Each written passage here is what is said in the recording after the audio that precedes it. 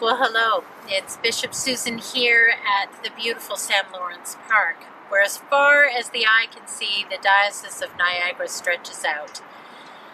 When you're in a place like this, a place where seeing is possible but in a different way, there are two things that can happen. First, you can see what's coming, determine what's on the horizon, what's coming towards us. That's taking what I'd call a watchtower attitude, and it's really important to planning. And the second is that you can see possibilities from here. At this view, our reality has a certain shape and pattern, and perhaps a deeper clarity than it does when we're in the midst of things.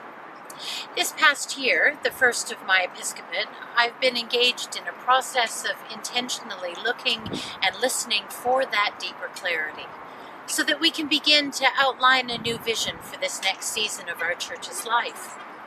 And this seeing and listening has produced a whole bunch of ideas. Ideas where I think there's a lot of energy, where I think God is already working in our midst. Because there's one thing I know. It's not just about what I see, because the vision that we seek is not ours but God's.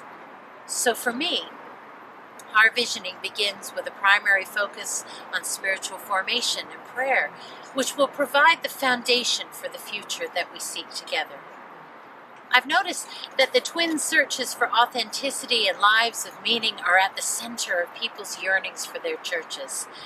And so that's led to works of faith like the Migrant Farm Workers Ministry, which embody both our best beliefs and our faithful practice.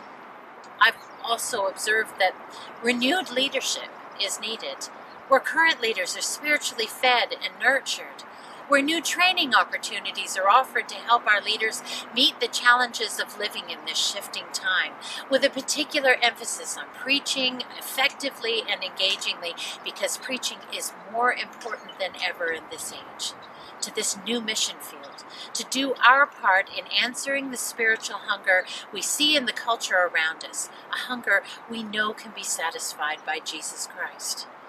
Recruiting new leaders is also crucial, people who love Jesus, who can scale up and follow through with an idea, resource it and bring it to fruition, and who will just try new things, even if they don't work, but who have a willingness to fail and maybe learn from those failures as well.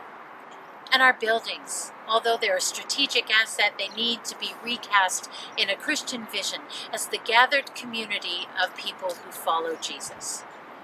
We know that our buildings are in fact containers for ministry and not an end in themselves. How can they be creatively reimagined and used as signs and symbols of the change that's growing within us? Well, all of this is really exciting. And I don't know about you, but it gets me up in the morning. It propels me through the day. And I know that we can do these things. There's plenty more where that came from as well. I have great laundry lists of possibilities that I've seen in this last year.